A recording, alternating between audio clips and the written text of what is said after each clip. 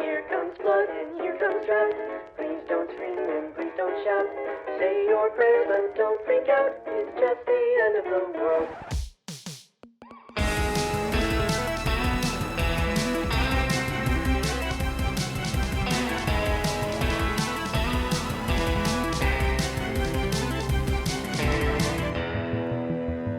Hello and welcome to Apocalypse is Now, a podcast where we watch the end of the world over and over again. My name is Morgan Morse. Welcome to Apocalypse is Now, the podcast where we watch the end of the world over and over again. My name is Ron Anahow. And I'm Morgan Morse. Hey, I just said that. Yeah, but you didn't do it right. I didn't do it right. No. What? How? Do it one more time. Let me hear how it's supposed to be done. Hi. Perfect. This is the commentary podcast where we watch No, you don't like the that? implied question marks are definitely accurate, I feel. Where we watch apocalypse movies. This time around, we have watched Invasion of the Body Snatchers, the 1978 film version, directed by Philip Kaufman, starring Donald Sutherland, and oh God, forgive me, Brooke what's her name? Adams, Veronica Brooke Cartwright, Adams, Jeff Goldblum in a and, very early role. Leonard Nimoy as well. Leonard Nimoy. Oh yeah, Leonard Nimoy. Yeah. So this was an interesting watch for me because, infamously amongst my friends, I don't watch movies before like the year 2000. Which is just wild to me. That is absolutely wild. My roommate was trying to dissuade me from my lifestyle. And he was like, "Come on, have you even seen Forrest Gump?" And I was like, "When did it come out?" And he looked at me and he widened his eyes and he was like, 2019. To try. I love that. I'm just going to keep telling you that movies were made recently and you're going to be watching them and you're going to be like, this is in black and white. And weird that it's starring several dead actors. Then I'm like, yeah, it's a choice. That's so weird. That's CGI is crazy, man. Oh my God. The stuff they can do nowadays. Audience, to give you an idea, if you have no familiarity with Invasion of the Body Snatchers. Oh yeah, major spoilers ahead, by the way. I think we've sort of Major, decided that on this show we don't really care about spoilers. So if you care about spoilers, then avoid. But the movie also came out in 1978. So right. It's a remake of a film from the 50s that is based on a serial novel from a magazine. I forgot the name of the author. Hold on, I can look it up real quick. Jack Finney's 1954 serialized novel in Collier's magazine, Body Snatchers. Yep. And the first rendition in film was in 1956 by director Don Siegel. Mm-hmm. And to my understanding, the writing was really in the 1956 film were both really influenced by this idea of the rise of communism and McCarthyism in America at the time. And this idea of anyone around you, they look like you and they talk like you, but inside they're whatever. Yeah, it sort of has been seen as an allegory for lots of different things, and that the people who originally made the movie, it's unclear if they had a specific intention as far as allegory goes. Some of them say that, oh no, we were just writing a thriller, but I think one of the writers or the director or somebody did say at one point that it was in reaction to McCarthyism. The way that the concept is set up, which is that there are aliens that have come to Earth and are duplicating human beings and taking their place and basically just living their lives, except with no emotion, with no feeling. They just go on, but they're just changed, and they're part of this sort of collective whole of this alien race. So it's like a classic alien takeover apocalypse we're dealing with here. Right, exactly. But in a more insidious way. It's just sort of this slow dawning realization that everybody around you is changing. And because of the way that concept works, it has sort of been over the years a catch-all allegory. You could make that be anti-anything. You know what I mean? Like, it could be anti-communist, it could be anti-McCarthyist, it could be anti-capitalist, it could be anti-conformism in general, it could be anti-colonialism. I read something about the original book that apparently one of the aliens is like, well, we're just doing the same thing that you do, You just go from place to place and you take it over and you use up all the resources and then you leave. So one of the questions that I had was, if it's such a malleable allegory, is that good writing? Is that bad writing because it doesn't have a specific point of view? Or is it cool that it can be seen as so many different things? What do you think about Hmm. that? Well, first, I want to say for any listeners who are wondering, like, oh, what's McCarthyism? Go read a book. Yeah. Come on, educate yourself. Yeah. It's a Take seminal part of American history. take Okay. American history. No, but like in all seriousness though, I wonder what the common understanding of McCarthyism is. Well, so you know what? Jokes aside, I will say that Joseph McCarthy was an American senator who became obsessed with rooting out communism in the United States, and he started what many would call witch hunts in the 1950s and putting people on blacklists and stuff like that. Really, whether they were communist or not, mostly just like if you were suspected of being a communist or if you just said things that he and the people on his side didn't like. So anyway, that's McCarthyism. But also read a book. I mean, to your question of is that good writing or bad writing, I think I would quantify it as a poignantly powerful idea.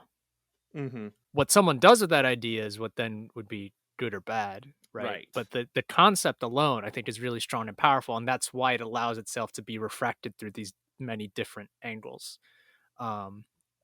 Because so many of us at this time, like especially now in this country, it's like, you are my fellow citizen, but do we agree? Are we on the Mm-hmm. same quote unquote side?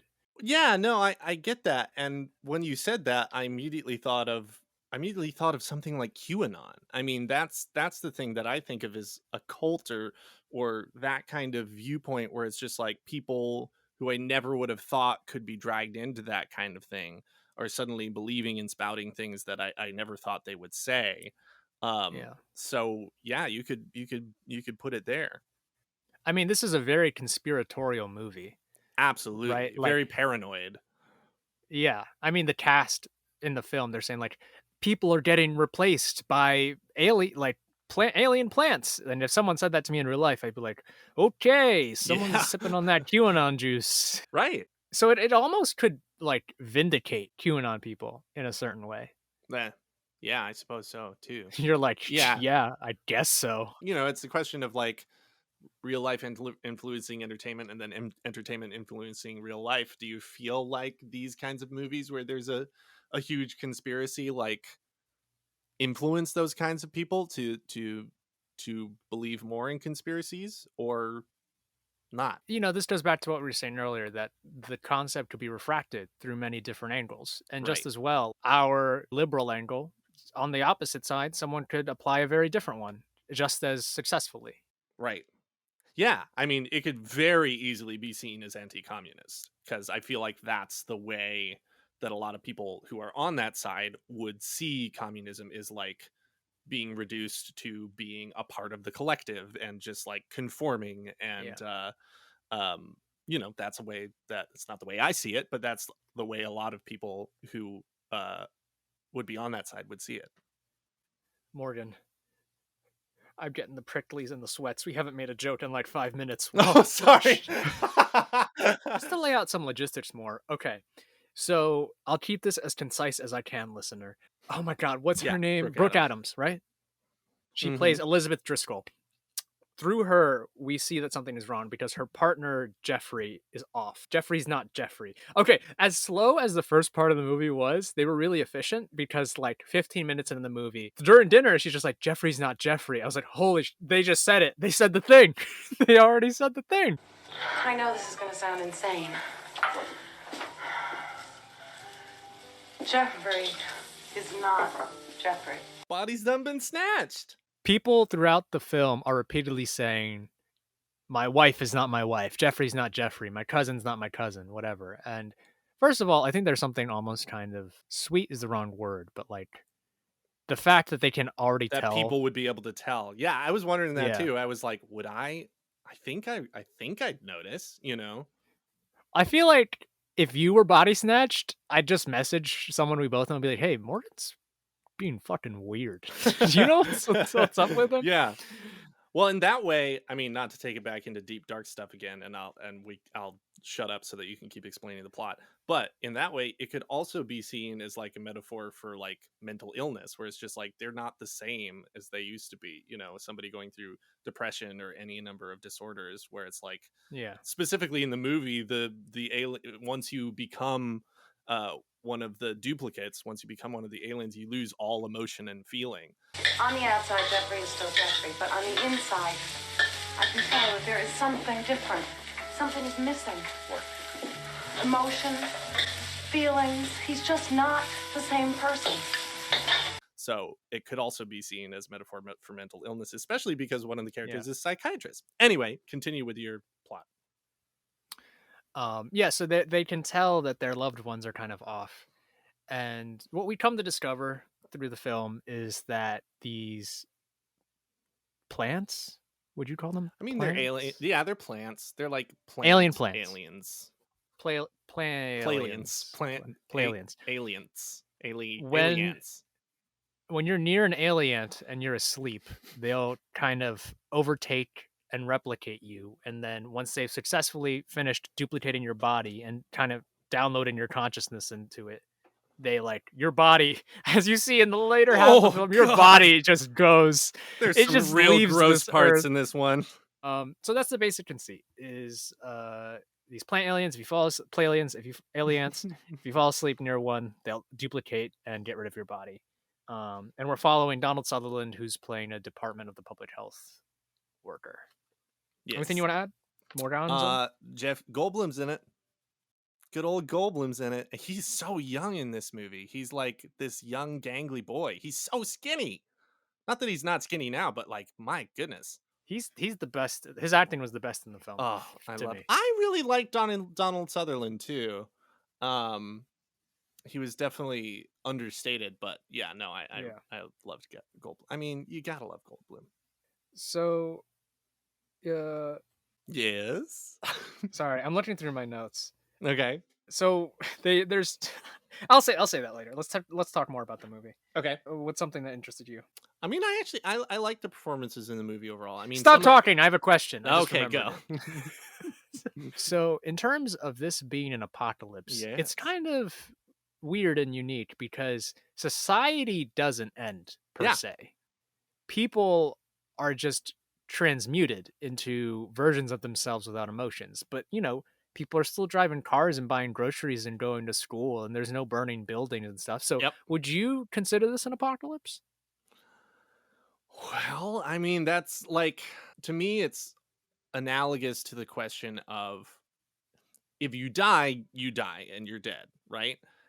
If you get complete amnesia and you forget all of your memories, but like your body keeps on going and you get new memories and you essentially become another person, sort of, is that old version of you dead?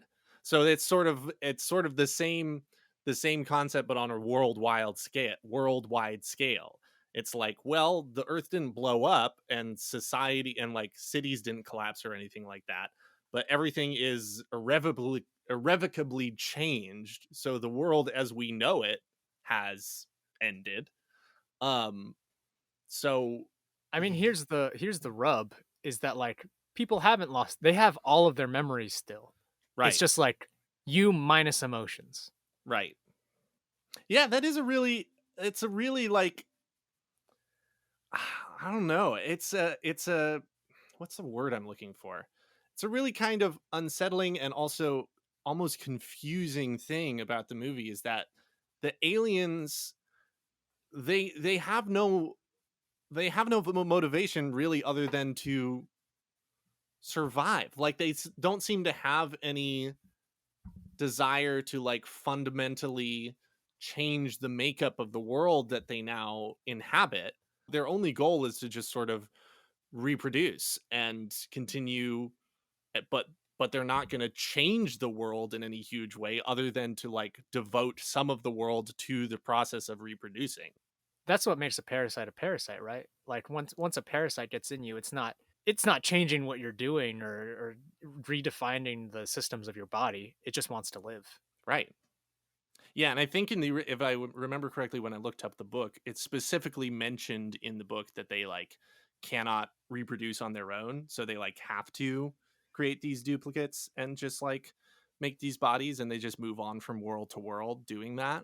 Um, yeah, I don't know. I mean, your book knowledge is well and good, Morden, but my parasite insight was pretty rocking. That was pretty good. Oh my It god, was pretty. Mwah. I watched No, I watched a show the other day that had bot flies in it. Have you ever heard of bot flies? no, and They're real gross. Go Don't look ahead, them up. tell me. We'll cut that Okay, out. okay. Nobody needs to know about bot flies. I mean, okay. I feel like I'm ready. I know this is episode 2, but we've been talking about this podcast for a long time. I'm Mhm. ready to kind of put forth a definition of apocalypse that I'm comfortable using. Ooh, And please. So I feel like it is the end of our ways of life without our consent. Oh, yeah. And I can go into why I phrase it that way if you want. Yeah, sure do. So, for example, the end of the ways of our life could be a good thing, right? Like if, there's some new cure or whatever. Right, utopia. Exactly. So that's why I'm saying without our consent is the difference, right? Like that's what makes an apocalypse an apocalypse. It's like we don't want the world to explode. We don't want to be Right. replaced by aliens. We don't want for zombies to eat our brains. Right. So I think that's why this movie still fits into apocalypse, because obviously the world is still going on and society even is still going on, but we didn't want it to change in that way. And it's the complete end of how things were previously, because now everything is different. Yeah, I would agree with that. But yeah, it definitely is a very different apocalypse from a lot of apocalypse movies. And even a lot of alien invasion movies, it's just Yeah. it's just this slow descent into change. Like it's very unnerving, especially the first half of the movie is just very unnerving and very unsettling because it really takes its time, The way that this movie is different is very much to its benefit, and it's to me to its detriment as well. Right. And we started talking about this last night, but let's put the gloves on and get in the ring on the podcast. Let's talk about it. Well, Let's do it. I've thought about it, and I've softened my stance, and I already got where you were coming from, but I definitely get where you're coming from even more. We both agreed first half of the film great, especially because it was such this slow burn. It was steeped in paranoia. It's like, oh, who's getting their body snatched? Who's been snatched next? But for me, I got lost in the second half. So basically, Donald Sutherland and Brooke Adams find a crew of people who agree, yes, people's getting them bodies snatched, and they get together and they go, "Hey, do you think people's getting them bodies snatched?" And the other ones go, "Yeah, we do think people getting them bodies snatched." Bodies snatched. Yeah. And that's how it happens, line for line. It takes 20 to 30 minutes for them to collectively agree on this. And then their plan is to, I don't know. Well, Morganza? This is one. It's like on one hand, I get from a story point of view why that doesn't really drive the movie forward, and that's kind of a flaw. But on the other hand, I just don't know what plan they could have. Pretty much the whole world has been, or at least the whole city has been snatched, and they like can't call anybody because they've cut the power. You just sort of start running and you don't have time to come up with a plan, and you're just like going from place to place trying to figure out what the hell to do, but you don't even really have time to talk about it because you're just being chased the whole time, and they're everywhere and they're all around you, and there's something really terrifying. I mean, that really is like a classic nightmare. I mean, that is a nightmare that I've had many times, which is just like I'm running, and no matter where I go, there's always like it's always gonna find me, so there's something really scary about that, but it does kind of feel aimless as a movie during that part. So I don't know, I'm conflicted about it. Really quickly, I was imagining experiencing this like in real life without a soundtrack and stuff. Mm-hmm. And I was like, oh, why is it so scary? It's just people not smiling at you. And I was like, oh, that's a Midwesterner's nightmare. Yeah, it's just New York, man. Yeah, everyone gets snatched in New York. No one notices. Yeah, No exactly. one. Nobody has any idea what's happened. Um, I mean, yeah. To your point about the movie, like, yeah, that was where I struggled with it. It was cool because so many movies nowadays it has this very clear and almost like trite goal of like we need to get the blank to the blank or we need to get the X to the Y and I don't think that's the answer, but I think having something to hold on to in the second half just more where I structures. understand where we're going would help me stay steeped in that paranoia without being confused. Right, or bored. Um, It's weird because I think yeah, it was more easy to be bored during the second half than the first half, even though there was less happening in the first half. there was mud baths. Can we talk about There were that? mud baths. Why was that a 70s thing? Good evening, Belichick Bass. Yes, we recommend the 15-minute soak in Calistoga volcanic ash that's followed by an aqua surge whirlpool dip. I don't know. I kept thinking about like I can't go in those. What if someone peed while they were in it? Oh my god, yeah, that would somehow be worse than like somebody peeing in a pool or something like that. Because it's Because it's not yeah. you can't put like chlorine or something in there, can you? Do they? N- How do mud I- baths work? when it first came up, I was like, "What am I looking at? Is this the horror? Is That was the this thing. horror?" And I do feel like that was kind of an intentional thing where it's just like the mud baths were somehow like analogous to the alien pods, but it was weird. It was a gross thing that had nothing to do with the aliens. $5. You getting in a mud bath? I'd try a mud bath. You Not try those mud mud bath? bath. Not those mud baths. Like a nice mud bath. What's a nice mud bath? You Pray tell. know. Not I mean that one looked like it was in the fucking back of a laundromat. Like it looked real sleazy. But like a bougie mud bath? How do you? By definition, it's not clean. It's mud, Morgan. How can you know you're Yeah, getting but into I a feel good like bath of there's mud? cleaner mud than the mud that they had in those mud baths. That was some dirty looking mud. That was some crusty looking mud. That wasn't that primo mud. That looked like concrete. That looked like fucking like you were gonna make a sidewalk out of it. One of my favorite parts is so they were talking about how falling asleep is like the way you get got. Right. So they like find these pills. Like, hey, take these. They'll help. So What is funny. it? Speed. It's speed. It'll keep us awake. Take 5. It's like Yep. you already know that it's speed, and now they're saying to take 5. And it was so like casual. It was such a like 70s thing, I feel like. Yeah. All right, Phil Kaufman, I'll take 5 if it's to stay away, not get my body snatched. Yeah, I'll be right? taking them speeds. Oh my god. And then I felt so bad because then they immediately get captured and like somebody puts a sedative in them. So I'm like, man, that's a lot of drugs. Yeah, a lot of but stuff apparently going the on in speed there. the speed helped them counteract the sedative. Oh, for sure. Like yeah. So it like all Oh, evened out. Drugs are a weapon in the fight Drugs, against the just alien in invasion. the right. Yeah, exactly. The other kind of counter to the aliens was to have not show the emotions on your face. Mm-hmm. Like be a really good actor. Yeah. Like that was the other weapon against the aliens. And did we haven't talked about this yet, right? What was up with the dog? Okay, so to tell you audiences, you listeners, earlier in the film they established this nice man playing on a guitar It's with a his banjo. little pup. See, I was trying to say a banjo, and then my head said, "Ron, you idiot! It had 6 strings. It's not a banjo. Banjos But can nope. have 6 strings. It's a banjo. It's a Anyway, banjo. it's a man on his banjo with a dog." And And later on, what? Oh, I was just gonna say he was singing a song that I knew, and I was singing along with it. Yeah, and when you did that, I was in my head. I was like, "Fucking show off." But later on, Donald Sutherland and Brooke Adams are running, and they trip over the two of them, and it's like, "Oh no, they're near a pod!" And then Donald kind of like kicks one, but they keep moving. And then later, fucking dog runs forward with the guy's face on his face. Yeah, man. And I was like confused for a minute. I was like, has the aliens gotten to the dog and now the dog is some kind of weird hybrid? Or and then I was like, oh, but it's like a face on the dog's face. Is it a mask? And then I was like, oh, it's the actual guy's face. What happened there?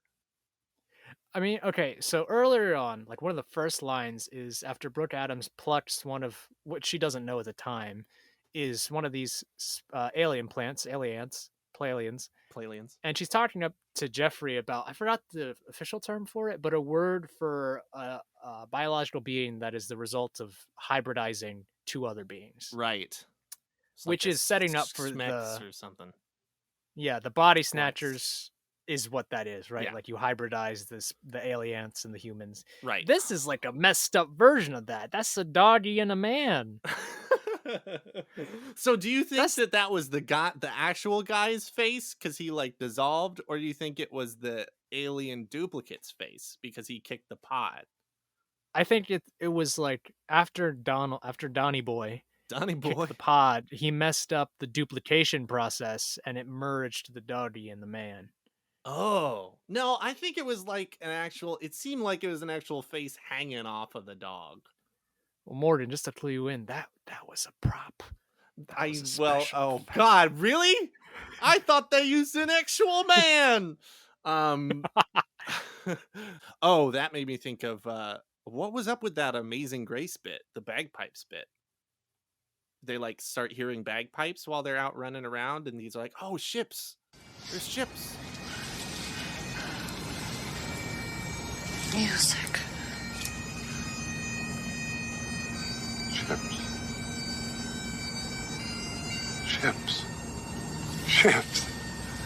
Ships. We can get away. Was bagpipes actually playing in real life? Yeah, I don't know. The last third of that movie felt like a fever dream to me. It really did. You could have been like, they started playing Amazing Grace on the guitar, or like, You or something. wouldn't have known. Like, yep. Well, I think the concept was they were like hearing the bagpipes in real life because it was like a military ship, and they thought that they would be unaffected because they were at sea, and that like they were playing, because you play Amazing Grace for like dead soldiers, and so I think that's what they were getting at. And then they the ship was full of body snatchers, right?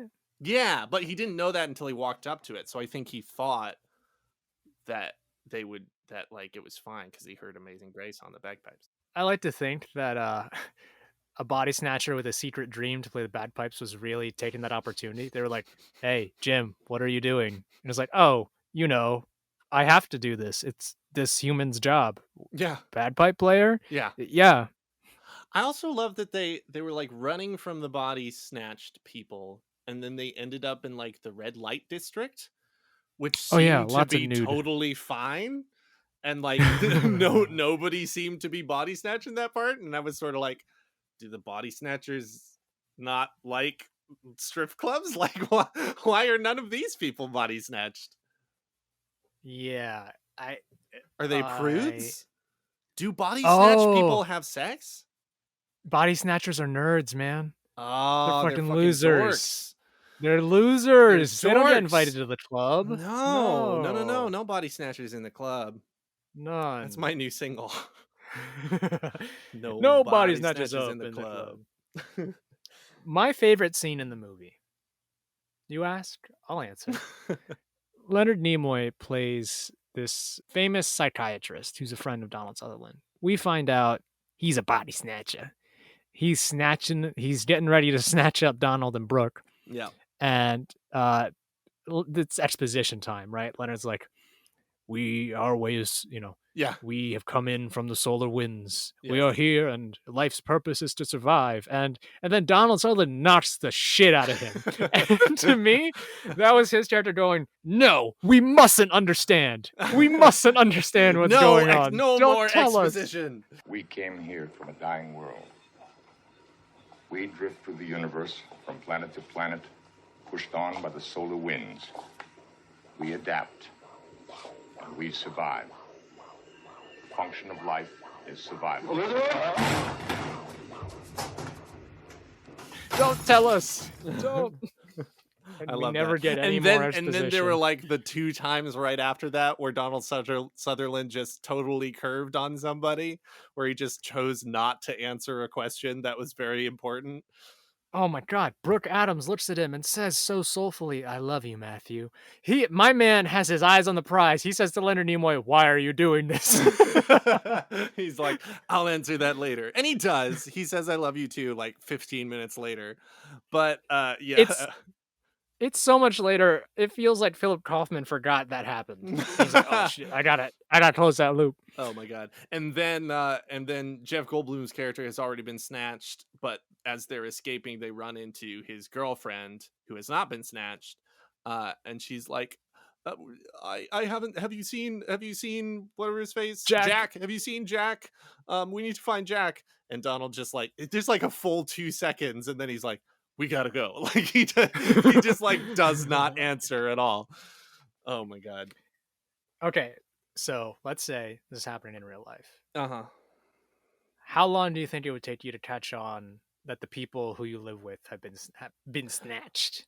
I don't think it would take me very long because my parents are just very emotive, expressive peoples. I feel like the first people to notice would probably be like people in creative professions.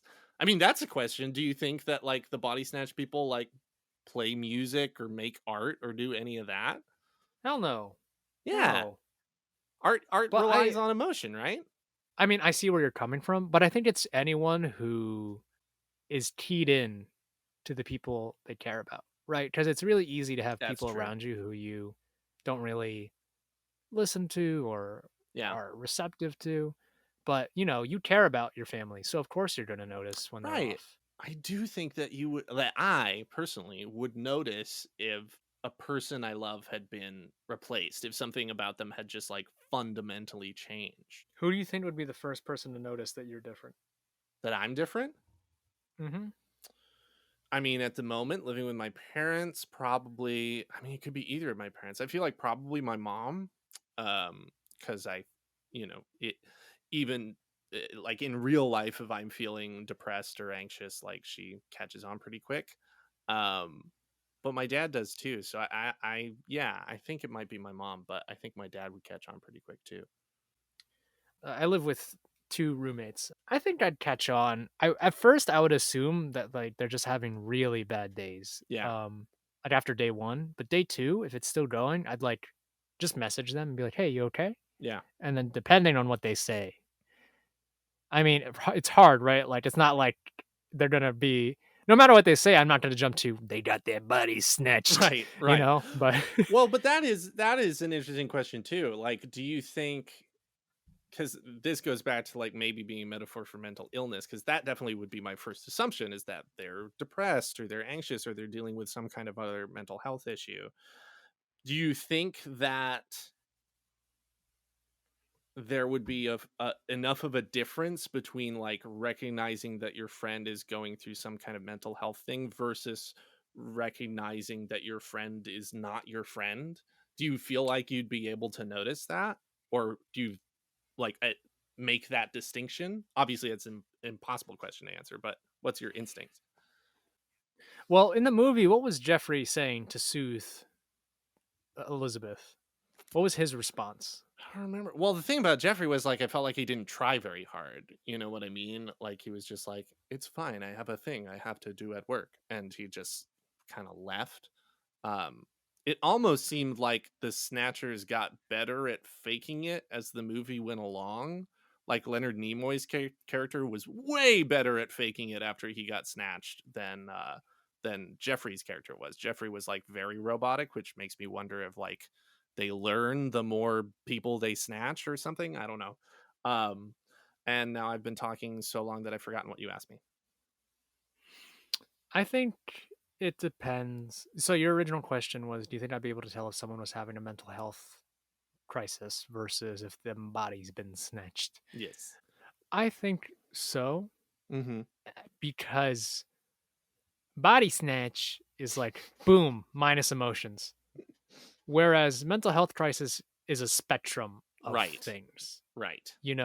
and depression is like numbness of emotions. Yeah. But I still But it's think not there's a difference between absence. numb and absence. Exactly. Yeah. So yes, I mean, as long as I'm tuned in to the people around me, Right. then at the very least, there is a difference in how it would come across. Right. I mean, I think horror as a genre relies on, there are two basic things that I think horror relies on. It's fear of the unknown and fear of the known turning into the unknown, which is almost a scarier one for me, because it's like the unknown. Of course, everybody's scared of the unknown. Everybody's scared of the, everybody grew up scared of the dark or whatever, or deep water or space, or like those things I think are just naturally scary to us. But the idea of something very familiar to you then becoming super unfamiliar is really freaky. And that's something that freaks me out. That's something that I used to have when I was a kid, is like I'd get freaked out and I'd get scared of the dark or whatever, and I think, oh, but my mom and my dad are in the next room, and then I'd have the next thought of, but what if my mom came into my room and she wasn't my mom, which I think is a really essential fear that this movie gets at. There's something like they try and court Donald Sutherland and Brooke Adams over at one point. They're like, you can still be you, just minus your emotions. And on a personal note, and I know a lot of people felt this way, sometimes I've like cursed my emotions and been like, why can't I be me and just not feel these things? Right. So there is something, I wouldn't say immediately 24/7 appealing to it, right? It's not like I walk around all the time being like, get rid of these things in me. Get them out. You just walk down the street going, get them out. Oh no, I feel happy. Oh no. But yeah, I feel like at our lowest lows, it's not uncommon for at least the thought to cross someone's mind of like, I'd feel better if all of this was just gone. That's true. If this was just out of me. It would be interesting to have a version of this movie where someone, or even a whole group of people, submitted to them willingly. We're just like, yeah, you know what? Sure, that sounds great. Yeah, honestly. Ugh. I mean, didn't after she was converted, I mean, obviously she was on their team now, but Brooke Adams was like, wasn't she like, Donnie, come on over, join, the water's good here, right? Yeah, that's exactly what she said. Thanks. It's warm in here. Somebody peed in the mud bath. It's real warm. Come on in. Come on into this mud bath. I'm naked. Yeah, she was. And she was naked, y'all. Which makes sense because she had just been duplicated. They don't duplicate your clothes or anything. Yeah, but they didn't have to show her nipples. I don't know. It felt weird to me. It was framed so weirdly to me. We didn't see Jeff Goldblum's junk. That's all I'm saying. That's true. No, that's true. That's true. Should we do Unkillable Being? Yes, we should.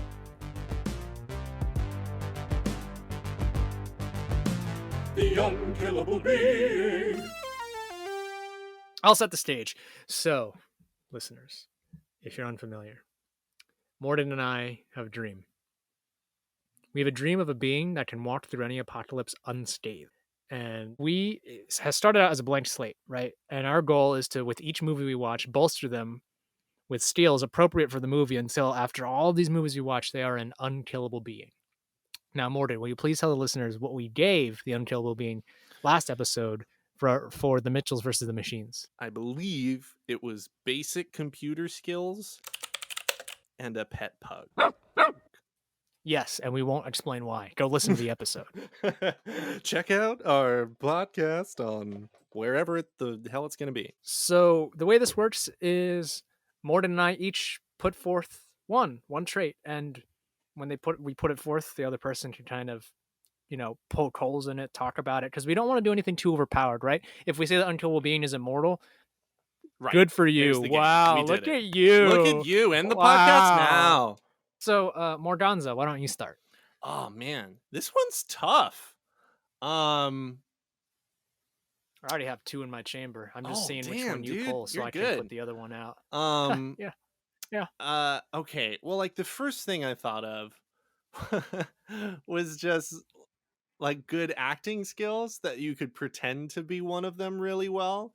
That you could just be like, and just pretend to have no emotion. So I guess just like drama training, like you were a theater kid. I'm trying to think of something else. Well, You wait, do can one. I? Okay. Just to reiterate as to why Morden is saying this, the hallmark of a body snatcher is they don't show emotion. So if you walk around and you're not showing emotion, they'll generally assume you're one of them. So I want to put forth that I said something similar, and I'd like to kind of debate the two. So you say good. I know you haven't chosen it, but so you said like good drama training. I said a really good poker face. Mm-hmm. Because it's not so. I mean, it is acting, but it's really just not at the same time. It's like not doing it, It's not the saying absence of acting. exactly. Yeah. That's deep, man.